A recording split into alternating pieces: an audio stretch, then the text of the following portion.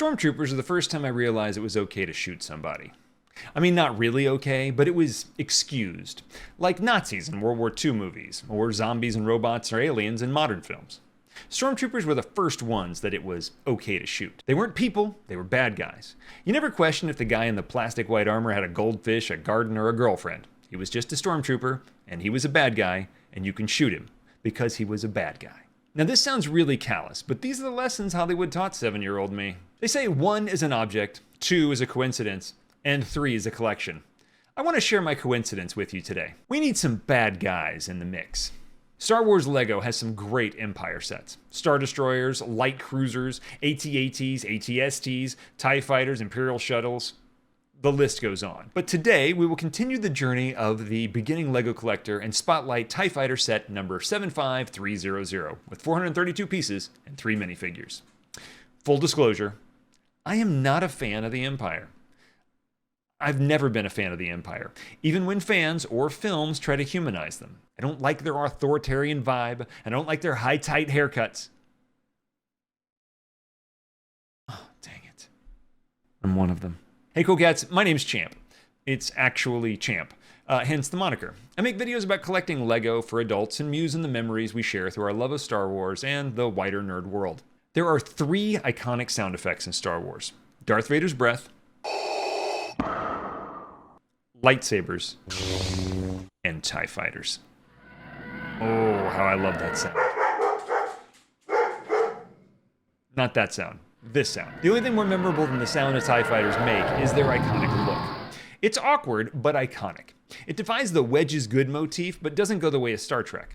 I don't love the Empire ship designs, but as I say that, I think they are the best bad guy ships ever. TIEs are so distinct in their design from the Rebellion's X and Y wings that the contrast frames the story of the dogfights perfectly.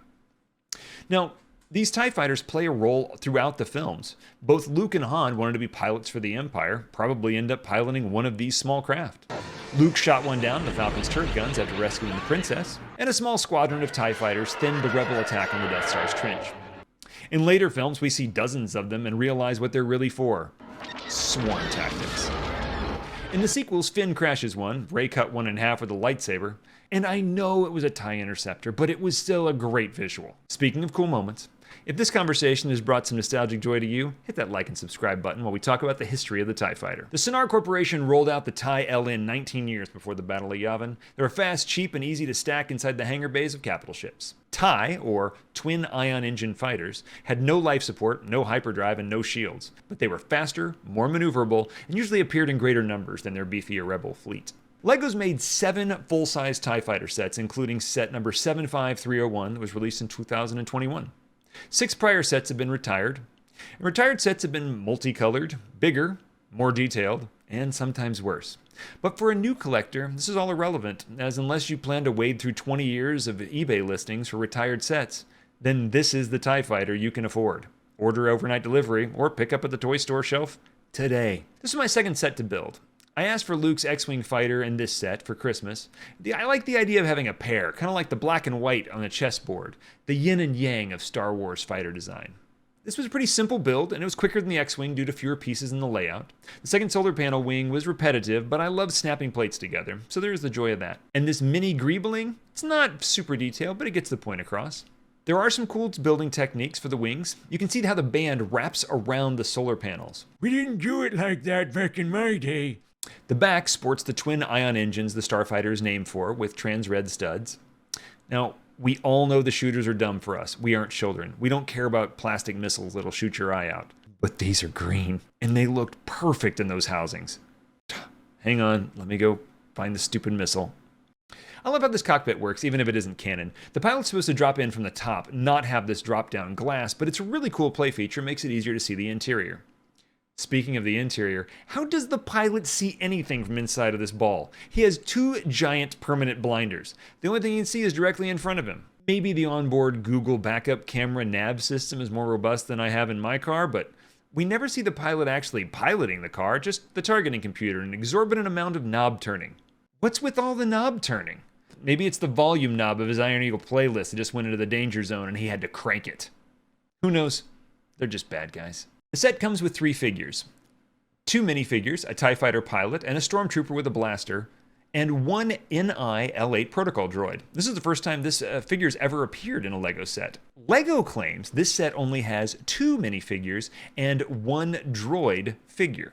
It would seem that LEGO is furthering the droid oppression evident in most of the Star Wars universe. Rebellion! The oldest joke of LEGO is stepping on the lost piece. This was my first lost piece. I built this set on stream and was so bothered by the fact that I lost it, I spent 3 to 5 minutes just fixating on it. I must have said lost piece 15 times. I eventually just loose fit the tile across the wing and just displayed it as is. A week later, I found the piece under the leg of my desk. I was so relieved. It was like pulling up that low-rise sock that fell off your heel and you haven't been able to fix it for 5 minutes. Oh, so good. So why build this set? I think it broadens the idea of a collection to have the opposing faction to play one model against the other. They look cool next to each other. Maybe you're new to the hobby and exploring the breadth of LEGO Star Wars. Maybe you love the Empire and its aesthetic. I'm a teacher by day, and I have one student who loves Star Wars, and he loves the Empire. He has the Empire logo embroidered on every piece of clothing. Hoodie, pants, backpack, gloves. Yep, fingerless gloves with an Empire logo patch sewn into the back. Maybe you're just starting your collection. You could be that guy. I don't know. Remember, 1 is an object, 2 is a coincidence, 3 is a collection, 10 is a problem. Thank you for watching this video and hitting the like and subscribe and bell icons. It really helps the channel. So let's do the countdown. In 3, in 2, in 1. Number 3, don't be a bad guy, but you can still enjoy their gear. Number 2, you will find the lost piece. And tomorrow will be better than today. And number 1, be amazing this week. The world is waiting for it. I build LEGO live on Twitch every Thursday and Sunday night from 7 to 10 Central Standard Time. Love to see you there. See you next time, cool cats. You're the best.